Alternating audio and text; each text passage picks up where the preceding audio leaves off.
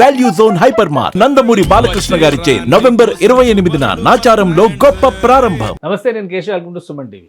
ఆంధ్రప్రదేశ్లో రాజ్యసభ సీట్ల భర్తీకి సంబంధించి నోటిఫికేషన్ రిలీజ్ అయిన తర్వాత పొలిటికల్ హీట్ రోజు రోజుకి పెరుగుతుంది. కూటమి పార్టీలే ఇక్కడ ఉన్న ఖాళీ అయినటువంటి 3 సీట్లని కూటమి పార్టీలే దక్కించుకునే అవకాశాలు ఉన్నాయి. అయితే 3 పార్టీలు 3 సీట్లు పంచుకుంటాయా లేదా ఏ రేషియోలో ఇది పంచుకుంటారు? అదే కనుక జరిగితే జనసేన కోటాలో ఎవరు రాజ్యసభలో అడుగు పెడతారు? ఈ ఆసక్తికరమైనటువంటి చర్చ ఇప్పుడు రాష్ట్ర వ్యాప్తంగా నెలకొని ఉంది. ఎవరికి జనసేన సీటు దక్కొచ్చు? ఈ అంశాన్ని విశ్లేషించే ప్రయత్నం చేద్దాం. మనతో పాటు ఫిలిం క్రిటిక్ సీనియర్ జర్నలిస్ట్ ప్రభు గారు ఉన్నారు. ప్రభు గారు నమస్కారం. నమస్తే. జనసేన పార్టీకి రాజ్యసభలో అడుగు పెట్టేటువంటి ఒక అరుదైన అవకాశం ఎవరికి దక్కపోతుంది అంటే ఫస్ట్ పేరు వినిపిస్తుంది నాగబాబు గారి పేరే.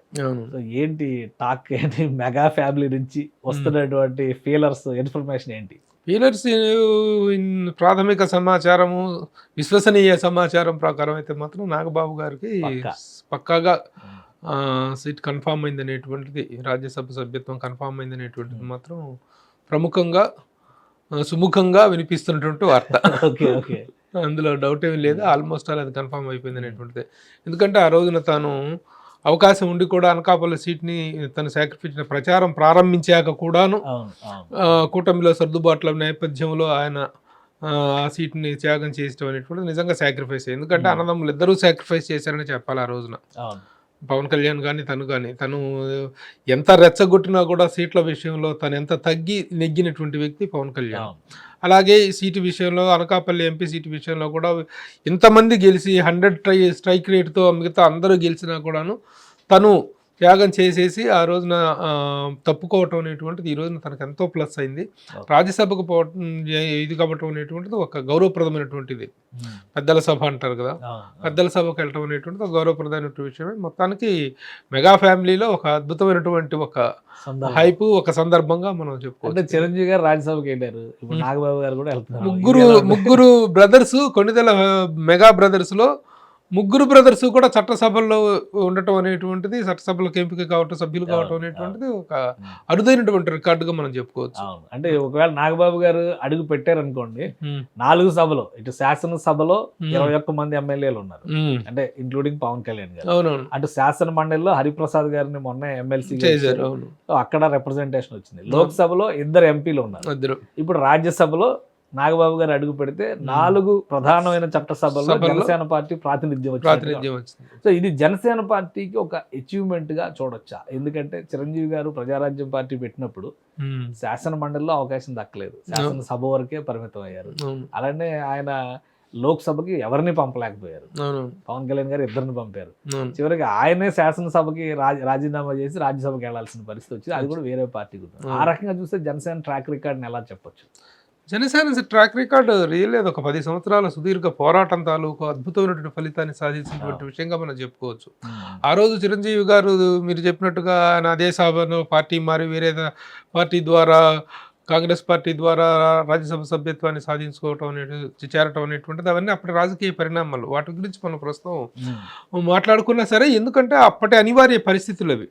ఎందుకంటే చిరంజీవి గారు రాజకీయంగా ఆయన సమర్థతగా లేకుండా ఆయన విరమించుకున్నారనేటువంటి టాపిక్ తీసుకున్నట్లయితే, సమర్థత కంటే కూడా పరిస్థితుల అనుకూలత, సానుకూలత, వ్యతిరేకత అనేటువంటి విషయాన్ని రాంగ్ టైం చిరంజీవి గారు రాజకీయాల్లోకి వచ్చిన టైం రాంగ్ టైం.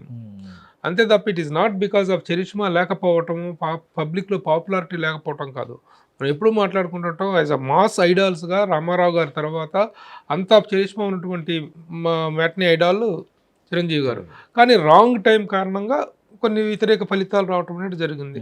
సరే, ఏది ఏమైనా ఆ కుటుంబం నుంచి మరలా మొత్తం ఒక మెగా ఫ్యామిలీ మొత్తం కూడా 3 బ్రదర్స్ కూడా చట్టసభలో ప్రాతినిధ్యం వహించేటువంటి అవకాశం రావటం ఎవరికి దక్కినటువంటి ఒక అరుదైన. ఇండస్ట్రీ పరంగా చూస్తే ఎలా చెప్పొచ్చు, నాగబాబు గారు ఒక మంచి ఇప్పుడు క్యారెక్టర్ ఆర్టిస్ట్ గా ఆయనకు ఒక రోల్, ఆయనకు ఒక స్పేస్ ఉంది తెలుగు సినిమా పరిశ్రమలో. ఇండస్ట్రీ పరంగా రాజ్యసభలోకి వెళ్ళిన వాళ్ళు కూడా చాలా మంది ఉన్నారు.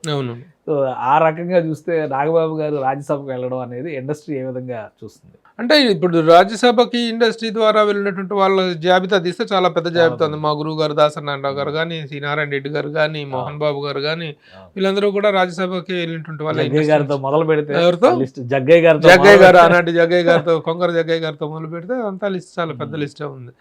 అయితే ఇక్కడ రాజ్యసభకి వెళ్ళటం అనేటువంటిది ప్రస్తుతం ఉన్న పరిస్థితుల్లో తను పార్టీ కోసం పడిన కష్టం వాటి ఇండస్ట్రీ రియాక్షన్ ఏమిటి, ఇండస్ట్రీ హ్యాపీ ఫీల్ అవుతుంది. ఇండస్ట్రీలో ఎంతమందికి ఒక గౌరవప్రదమైన స్థానం దక్కితే ఇండస్ట్రీకి అంత ప్రతిష్ట పెరిగినట్టుగానే భావించాల్సి ఉంటుంది. కాబట్టి ఇండస్ట్రీ వర్గాల నుంచి ఒక సానుకూలమైనటువంటి ఒక వెల్కమింగ్ ఇది మాత్రమే కనిపిస్తుంది. కానీ జనసేన పార్టీ అధినేత పవన్ కళ్యాణ్ ఈ 2-3 రోజులు ఢిల్లీలో రకరకాల టూర్ లో బిజీగా ఉన్నారు. అందరు మినిస్టర్స్ ని, ప్రధానమంత్రి గారిని కూడా కలిశారు. అక్కడేవో చర్చలు జరుగుతున్నాయి రాజ్యసభ భర్తీకి సంబంధించి కూడా అంటున్నారు. అంటే అక్కడి నుంచి ఒక గ్రీన్ సిగ్నల్ ఉండడం వల్లనే మెగా ఫ్యామిలీలో ఇప్పుడు ఆనందం వెళ్ళి విరుస్తోంది. రాజ్యసభకి నాగబాబు గారు వెళతారు అనేటువంటి ఒక కన్ఫర్మేషన్ థాట్ వస్తుందని అనుకోవచ్చా?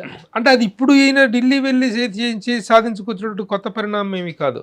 ఆ రోజున అనకాపల్లి సీటు విషయంలో తాను చేసినటువంటి సాక్రిఫైస్కి ఫలితంగా ఆ రోజున డిసైడ్ అయిపోయింది అనేటువంటిది కూడాను. యాక్చువల్గా తను టీటీడీ రేసులో కూడా ఉన్నారు, తిరుమల తిరుపతి దేవస్థానం రేసులో కూడా ఉండటం జరిగింది. కానీ ఇది రాజ్యసభకి ఉంది కాబట్టి టీటీడీ రేసు విషయంలో ఆయన పెద్దగా పట్టించుకోకపోవటం ఈ రోజున రాజ్యసభ అనేటువంటిది ఆల్మోస్ట్ ఆల్ కన్ఫర్మ్ అయిపోయింది అనేటువంటిది విశ్వసనీయ సమాచారం వస్తుంది. పవన్ కళ్యాణ్ గారు వచ్చిన తర్వాత అధికారికంగా ప్రకటన ఉండొచ్చా? వచ్చేసారు కదా, ఆల్రెడీ విజయవాడ ప్రయాణంలో ఉన్నారు. పార్టీ ఆఫీస్ నుంచి ఒక అనౌన్స్మెంట్ వచ్చే అవకాశం, అనౌన్స్మెంట్ డిసెంబర్ 3 నుంచి 10 వరకు నామినేషన్స్ చేసే ప్రక్రియ ఉంది. ఈ లోపు కన్ఫర్మేషన్ ఇవ్వాల్సిన అవసరం ఉంటుంది కాబట్టి డెఫినెట్ గా మీ అంచనా ప్రకారం నాగబాబు గారికి జనసేన కోటాకు ఒక సీట్ వెళ్ళిపోతే మిగతా 2 స్థానాలు ఎవరు తీసుకోవచ్చు అనుకుంటున్నారు? ఇంకా అది మోస్ట్లీ టీడీపీఏ కావచ్చు. కొంత సమీకరణాల నేపథ్యంలో కొంత ఏదైనా ఉంటే బీజేపీకి వెళ్ళే అవకాశం కూడా ఉంది. అది ఎట్లా జరుగుతుంది అనేటువంటిది మనకి సినిమా ఇండస్ట్రీ నుంచి నాగబాబు అనేటువంటిది మాత్రం కన్ఫర్మేషన్ వచ్చింది అనేటువంటిది మాత్రం హ్యాపీయెస్ట్ న్యూస్. సినిమా ఇండస్ట్రీకి సంబంధించిన వరకు they are feeling very happy. This is a wonderful achievement in the mega family. Mega ఫ్యామిలీకి సంబంధించిన వరకు చాలా గుడ్ న్యూస్ ఇది. కాబట్టి అదే కాకుండా తను చాలా సంయమనం పాటించాడు ఆ రోజున. ప్రతి ఒక్కళ్ళు కూడాను అనకాపల్లి సీట్లో ప్రచారం మొదలుపెట్టి చివరి దశకు చేరుకొని అంతా తనే కన్ఫర్మేషన్ అయిన తర్వాత సీట్ని సాక్రిఫైస్ చేయటం అనేటువంటిది మానసికంగా అన్ని విధాలుగా కూడా ఒక ఇదైనటువంటిది. బట్ నాగబాబు గారి రియాక్షన్ ఏంటి, ఏమన్నా మాట్లాడారా? నాగబాబు గారి రియాక్షన్ ఇంకా ఏమీ తెలియదు. అది ఒకే ఆ వర్గము, ఆ కాంపౌండ్ మొత్తం కూడా చాలా హ్యాపీగా ఉన్నటువంటి ఇది కనిపిస్తుంది. ఇక అఫీషియల్ కన్ఫర్మేషన్ అనేటువంటిది ఇవాళ రేపు అధికారిక ప్రకటన వచ్చిన తర్వాత వచ్చేటప్పుడు కూడా ఆయనే ఫ్యామిలీ మొత్తాన్ని కూర్చోబెట్టి టీవీ డిస్ప్లే పెట్టి ట్రెండ్ చూసుకుంటూ హ్యాపీగా ఎంజాయ్ చేశారు. ఆయన ఎక్కడా కూడా నేను కోల్పోయాను ఒక అవకాశం అనే ఫీలింగ్ లేకుండా తన తమ్ముడు వెంట నిలబడి ఉన్నాను అనేటువంటి సంకేతం చాలా స్పష్టంగా ఇచ్చారు. ఆ నిలబడ్డ తాలూకు ఫలితం ఇది అర్హతకు వచ్చిందే తప్ప లేకపోతే ఫ్యామిలీ పరమైనటువంటి ఒక ఫేవర్గా దీన్ని మనం భావించాల్సిన అవసరం లేదు.